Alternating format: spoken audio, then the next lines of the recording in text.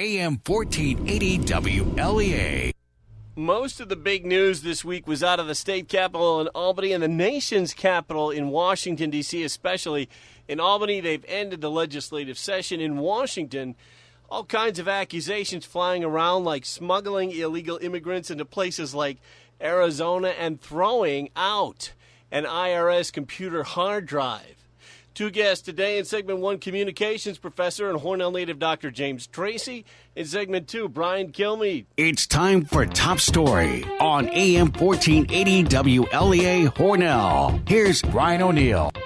Well, Dr. Tracy, great to have you back on the show again. Well, happy to be here. You know, so much went on in Washington this week. Wanted to get your take on some of it. Now, on Friday, the new White House Press Secretary Josh Earnest dismissed questions about the missing IRS hard drive and the 67,000 gone emails from the IRS computer of Lois Lerner. That was dismissed by the White House press spokesman as a conspiracy theory. This is a reporter asking the question. This is courtesy of C-SPAN. Of the emails, did the investigators or the White House counsel look for emails between the White House and the chief of staff or other aides of Lerner? Are you asking about emails that would have been exchanged from the White House to Lerner's chief of staff? And this is the response from Josh Earnest, the new White House press spokesman. Roger, it turns out that there have been 13 months of multiple congressional investigations, including 14 congressional hearings, 30 interviews with IRS employees, 50 written congressional requests, and 750,000 pages of documents. And all of that has done nothing to substantiate false Republican claims of a broader political conspiracy. So I don't know if you're floating another conspiracy or if this is a request from Republicans who are floating a conspiracy or... Dr. Tracy, your response to the label conspiracy theory getting thrown out there by the White House press spokesman. Well, it's not a new technique. It's been with us for about 50 years or so. So this term has been with us for quite some time, and it is used in an effort to delegitimize efforts at public information, at transparency in many cases, not solely, and in some cases the term, is justified. Not all theories on how government works and how government secrecy is employed are necessarily valid, but at least some of them are. At the same time, it can be used by news organizations that might be just lazy or what have you, for really not going there, not going in a particular direction. They can simply say, a journalist or a journalistic outlet can simply say, well, that's a conspiracy theory. We're not even going to consider that. And it's just, drops from the radar. So, but it has a history that goes back for quite some time. And if you actually look at the incidence of use in news media, it goes up exponentially from the late 1960s onward. Moving on to a censorship and freedom of speech question. All over internet news websites this week, two big stories. One, a high school student in Connecticut was trying to research a paper he was assigned to do a debate on about gun control, and when he got on his high school computer during a study hall, he found he was not able to access the NRA's homepage because it was blocked by the school. But he was able to access a lot of liberal websites. Other big story, talk show host Alex Jones says his website, Infowars.com, is no longer being able to be read by soldiers. Seems to be a growing pattern, and this, I'm sure, is a big free speech issue with you, Dr. Tracy, that these stories are popping up in the news this week. That government-run institutions such as schools and military bases are blocking websites that somebody does not agree with. You do a lot of media and government research. Is there something going on here people need to know about? Well, libraries, public libraries, for example, libraries that receive government funding have had policies in place for years to block, for example, indecent, pornographic websites and things like that. And I think there's some degree of justification there, particularly if you have minors in the library. But now, here we're talking about political matters. There's nothing indecent, or it has nothing to do with that. It has to do with political persuasion and how one identifies on various issues. And yet at the same time, the degree of sophistication that can be employed across the Internet and by telecommunication companies is more and more sophisticated. They are inclined to less transparency because they are simply not held accountable. It's difficult to hold these companies, these private companies, accountable that might be somehow employing this type of censorship, as is also the case with government entities such as school districts, such as the military. You mentioned Alex Jones. Now, Alex and other patriot-oriented news outlets have a big following in the military. In fact, the military see a lot of this stuff, the stuff that he's talking about, and they see politics more broadly, really in an up-close and personal way because their tails are on the line. And so, in some ways, they are more aware than the laity, than the broader population in terms of things involving foreign policy as well as domestic. So, and I think a lot of the the information that Jones does put out there with his news organization is really cutting edge. One could take issue with the kind of abrasive personality that he is personally, but his reporters do break a lot of good stories. Jim Tracy, have you been following the immigration stories in the news in Texas and Arizona? Because there are accusations from the sheriff in Phoenix, Arizona, that Washington is intentionally dumping off illegal aliens in the Phoenix area. Then there's stories about churches smuggling in illegals into Texas. Well, I think that this goes back to the recent policies of the Obama administration that are going to make deportation of children. It is something that is going to be ultimately unenforced or enforced much less. And so this is receiving a good deal of airplay, if you will, and circulation in Central America, in these Central American countries where the residents face, in many cases, dire circumstances, or at least less than favorable. And so it is encouraging, I think that the critics of the policies of the administration are quite right, and it is encouraging an influx of new immigrants across the borders, with the anticipation that they will more or less be treated fairly well up here. At least the deportation will not be immediately forthcoming. Now, this is something that I think that defenders of the Obama administration contend that that's not so much the case, that there have been immigrants coming all along, but there is evidence and reports that conclude that there is, in fact, a new influx of immigrants.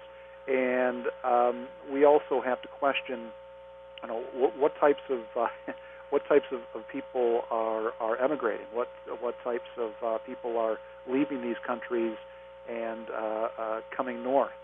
I think there are some who could argue that, they need a fair shake. The United States has been instrumental in a negative way, maybe in Central and Latin America, ever since the Monroe Doctrine. And that to a certain degree, I think, is true. Yet at the same time, I could also see the nativist stance, the legitimacy there, with people saying that what are we going to do in terms of defining what our country is, what it is constituted of, and that of course always goes back to immigration. I would contend that there are certain political elements, not only in the United States but also in Europe, who recognize immigration as not simply a matter of just being nice and what have you, but they understand it as being politically potent in terms of creating a constituency and in terms of ensuring their own stay in public office.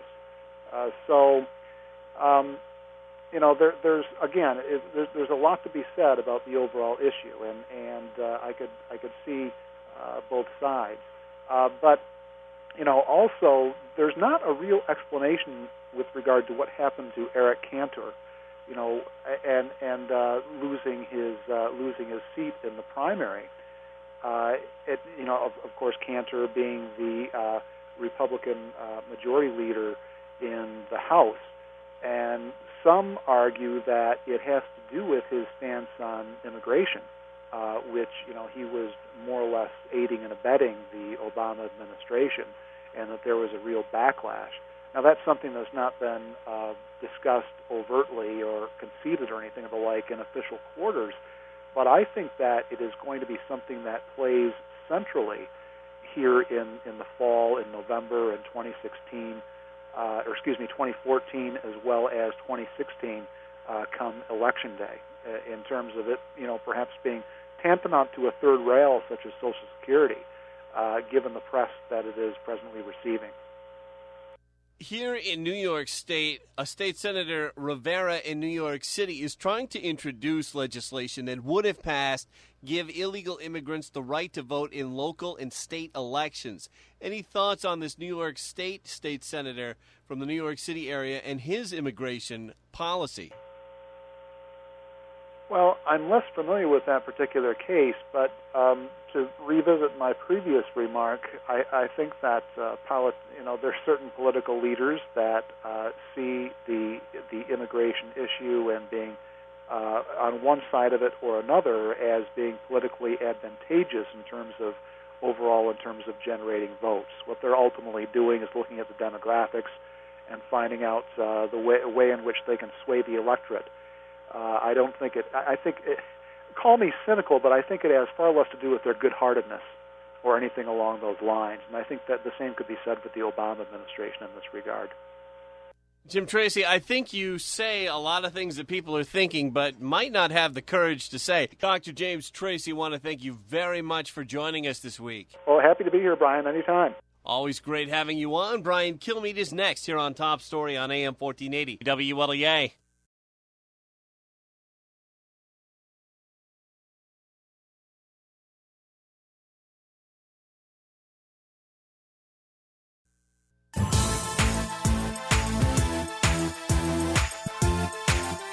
Back on Top Story, I'm Brian O'Neill and the host of Kilmeade and Friends, which is heard here on WLEA.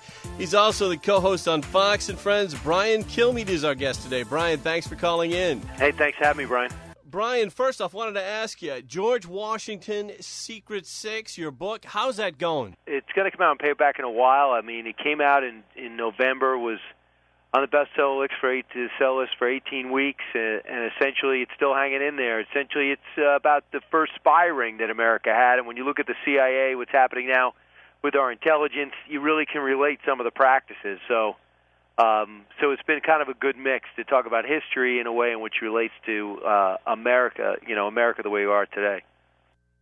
Brian, Senator John McCain wanted airstrikes. Senator Dianne Feinstein wanted the U.S. military to go after ISIS. But the president came out in a press conference on Thursday saying that it was really not going to be so much a military solution, that the soldiers who were going over were not going to actually be in combat. American combat troops are not going to be fighting in Iraq again. We do not have the ability to simply solve this problem by sending in tens of thousands of troops and committing the kinds of blood and treasure that has already been expended in Iraq. Ultimately, this is something that is going to have to be solved by the Iraqis. Brian Kilmeade, your response to the president's plans to use the military in this way, sending them in as advisors, which is what President John Kennedy did originally in Vietnam. Do you think this is the right strategy for Obama to go with, what he's outlined so far with the advisors? I mean, you can't think about why we're at this position now. I mean, you could say the Ukraine snuck up on us. We didn't expect the Russians to come in. A lot of people say that's an intelligence failure. And I think you have an argument both ways. But this is a black and white situation. This does not happen. Iran doesn't establish its influence in that country. This malignancy of a terror group does not spread throughout the Anbar province if we kept the residual force there. We didn't do it. We didn't negotiate it. In the debates, he said it was his decision. Yesterday, at that very same microphone, he said it was Maliki's decision to not have residual force there. Because of that, we no longer have the backing or the intelligence on the ground to keep those 300 safe, let alone our own embassy people safe, let alone all the private contractors that are in and around that area. You're looking at a situation now where I don't know if 300 people can make a difference. I was heartened by the fact that General Petraeus said he could see limited airstrikes once we get some intelligence on the ground from having some effectiveness.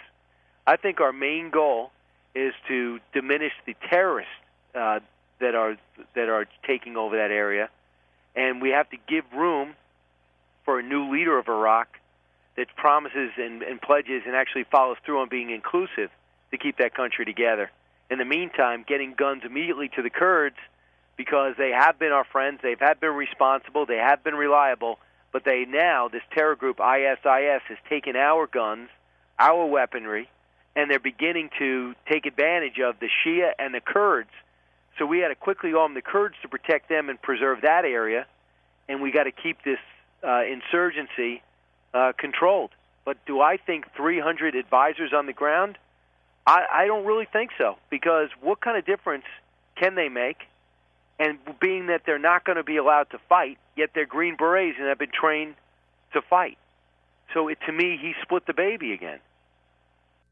You talk with a lot of higher-ups in both the military and the government. What are they saying to you about the way Obama is handling Iraq?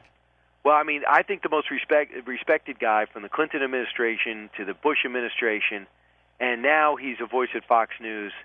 He was the mentor of David Petraeus, and he actually is the one who picked up the phone, called George Bush, and said, "You have the wrong generals and the wrong strategy. If you do not change now, the war will be lost." And he listened. He came in. They got Petraeus and Odierno. They put together the surge. And in Joe Biden's own words in 2011, it's going to be one of the great success stories of the Obama administration, which is laughable, but it was that peaceful. So what General Keane says is you got to reestablish some control in that area, get some intelligence, reestablish relations with the Sunni tribal leaders in that area, saying they're not too bitter that we picked up and left, provide the money and the job in order for them to come to the right side, and then begin to oust the 5,000 to 10,000 man terror force and rip them out of that area again. That's the only hope. Now, I heard Colonel Hunt, who I'm friends with, said, "Forget it, we're done." Michael Hayden says Iraq's lost. He's a former CIA director. So I understand there's some very smart people, very differing opinions. But I'm tending to lead towards General Keane, who knows the area, knows the region, and knows the War College. Bergdahl Gitmo prisoner swap. You did some amazing interviews on Fox News with soldiers who came and spoke out against Bergdahl for being a deserter, and you were told that as soon as Bergdahl left the base in Afghanistan that things got worse. One of the that was one of the telltale signs for me is that whenever he went and walked off the base, only stuff that we know, that we train for, with that the spots that we know on vehicles, how our movements are and stuff like that. They were getting hit with very precisely, and the ambushes we used, the certain tactics that we use, the Taliban was picking up on those things, or the Haqqani network started using the same things as well. So they were very precise and very accurate, and you could tell it was from somebody on the inside that had that info. Brian Kilmeade, you were the first to break this story from specialist Josh Fuller, who we just heard there. What went through your mind when this information was coming through, and you were just live on television? Yeah, well, here's the deal. He's saying that this guy left the base. We were told to look for him. Next thing you know, the base is getting shelled, and the only people that would have known how to shell and where to shell would be if Bergdahl was actually talking to the Taliban and coaching them how to hit his own guys. So think about how angry those guys are right now. They are angry that now this guy's being hailed as a hero, and he's coming home, and they almost lost their lives, and they say between 6 and 18 people were dead in searching for him instead of continuing on their David Petraeus-led surge in Afghanistan. But I'm going to back up a second. I am not going to get into, I'm not comfortable criticizing Bergdahl's service. I think that that's almost besides the point. I give him credit for signing up. I didn't. When the war of terror started early in my 40s and got a full-time job, but I didn't do it He signed up for the wrong reasons. He should have been in the Peace Corps by almost all accounts. But having said that, at least he's in the thick of things, eating sand. Let the military handle that. I almost think that's a head fake. What bothers me more is we returned what amounts to 5 four-star generals back to the Taliban. They're not just fighters, they're organizers. They are now looked at as rock stars amongst the Taliban because they survived their years at Gitmo. Why did we have to give up 5? I wouldn't have given up 1. And plus, now it comes out that we were offered, they were going to accept cash for Bergdahl. And we eventually turned it down because it seems the president is intent on emptying Gitmo, even if it ends up putting our guys in danger. Maybe not today, but in a year from now. If Americans start dying because the Taliban were able to strategize and box us in certain areas, are their lives worth more than Bergdahl's? The answer is of course not. So I don't want to go mention Bo Bergdahl and what he did and didn't do. The guy seems to be a deserter. The guy seems to be a reluctant warrior. This guy has a track record of leaving his unit. But there's no way you give up 5 guys who ran the government of Taliban, the worst of the worst, one who set up an affiliation with al-Qaeda who bombed and killed our guys. You don't stick them back in villas with full internet and cell phone connections with a promise not to go back to Afghanistan. It makes no sense. Brian, what did you make of what Fuller told you about how he had gotten orders from higher ups on how to talk about the Bergdahl case? It came down from the chain of command that we needed to keep quiet about it, not say anything, and that we're going with the narrative that he was captured. Brian Kilmeade. It doesn't surprise me. It does not surprise me because I think that you want to get everybody back. Their reasons could have been pure. It does not surprise me that they told these guys not to tell the truth. It's very similar to what they said about Benghazi when they told the special operators and State Department people you're not to talk to any press. You're supposed to sign non-disclosure agreements if you're a member of the CIA, never to talk about this to anybody, and they did.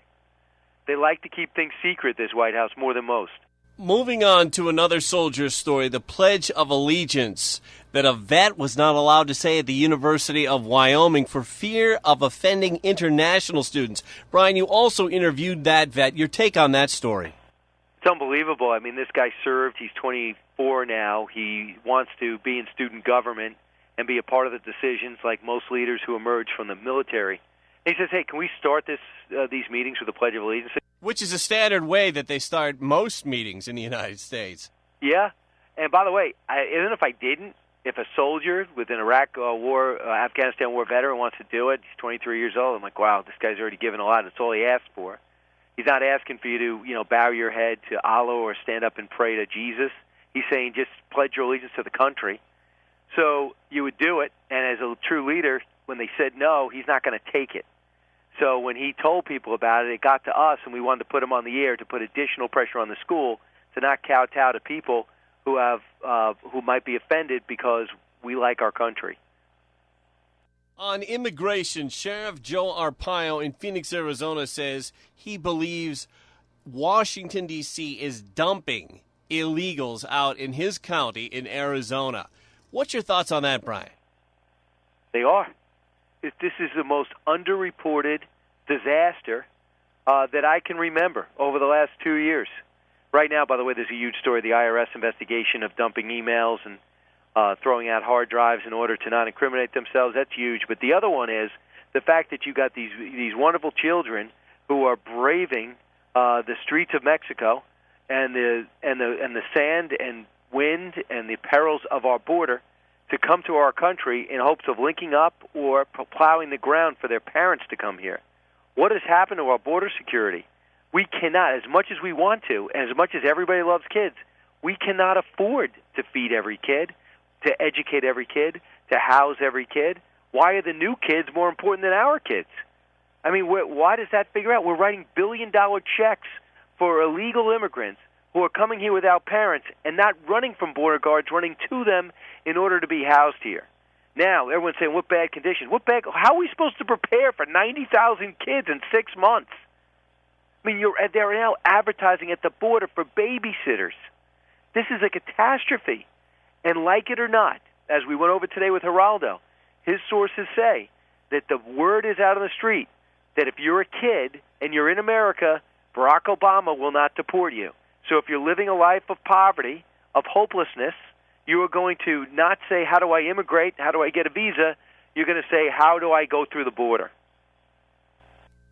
Brian Kilmeade, you mentioned just a moment ago the IRS scandal. The latest on that, of course, as you've been talking about a lot on Fox, is the Lois Lerner IRS computer hard drive being missing. It just, they made a big deal when the Watergate tapes had a lapse in it. The hard drive being missing, you'd have to unscrew the computer. I've seen people take hard drives out before. That doesn't happen by accident. I mean, just think about this. The IRS, if you don't have a receipt, if you can't justify an expense, you can get fined, jailed, you're getting audited. You've got to keep all your records for 7 years. Now, upon further review, they were using their office that is supposed to be the tax police to drill down on conservative groups and delay the applications of 501c3 groups if they have Tea Party or conservative affiliations. Worthy of an investigation. When that investigation starts, the person they're investigating takes the fifth. That's suspicious. And then when we ask for their emails, they say, sure. And then they say, in February, we lost them all, just for the time period in which we were asking. And then there's 6 other higher-ups in the IRS. It turns out their computers crashed, too, and their hard drives were confiscated. Now, what if we told the IRS that? What would they say to us? I have all my receipts. I put them on my computer, and it crashed. The hard drives, we threw them out. What would you say? They would say, okay, you're paying a fine. We're not taking your word. Whatever receipt you done is not recoverable, then you're not going to get credited for it. And you know what? You could be you could have your wages garnished. They'd be unrelenting. But now they want everyone else to believe there's no underhandedness going on. It's a joke. Even on MSNBC, I heard they're laughing at it. On CNN, they were going back and forth saying you have to believe in the Easter Bunny if you believe that. That's John King of CNN laughing at us because they don't think the American people care. And I think they're wrong. I think your audience cares. And I think that you see the double, triple standard. And if they're keeping a liberal group out because they're liberal, if they're keeping an independent party out because they're an independent party or Republican, it is wrong. It's a trend that can't stand because think about it. Now there's going to be revenge by the next political party that has additional power. And guess who pays the price? You or I. A real double standard there. Brian, once again, George Washington's Secret Six, when does it come out on paperback, and what's the best way to get it? Well, I mean, if you want it signed and personalized, especially with the 4th of July, you can go to briankilmeade.com. But essentially what it is it was top secret till 1930, and we're still expanding on the story. George Washington set up a spy ring throughout New York, Long Island, and Connecticut, and they were just citizens, everyday citizens, from bartenders to farmers to grocery store owners and printers, and they existed behind British lines, and they were able to put a sophisticated spy ring together that even has the CIA in awe today because they have no training. They just believed that the British had to go and America had to start, and they didn't want any credit. They didn't ever want their names exposed. And then this is Morton Pennypacker put it together in 1930. He died in 1950. There's a few things that have been written about it, but I think that when we put together George Washington's Secret Six, focusing on these spies and what they did, I think people like the story because we're fundamentally very patriotic, number one. And number two, we know all the characters, Benedict Arnold, Nathan Hale, George Washington, Alexander Hamilton. Well, they're in it, and these are the people that work with them. So it was a story I've been studying since 1990, and we finally put it together. So I hope everyone enjoys it.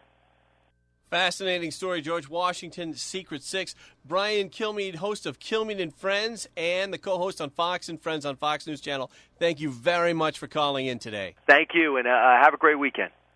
I'm Brian O'Neill. Thanks for listening. InfoTrack is next on AM 1480 WL.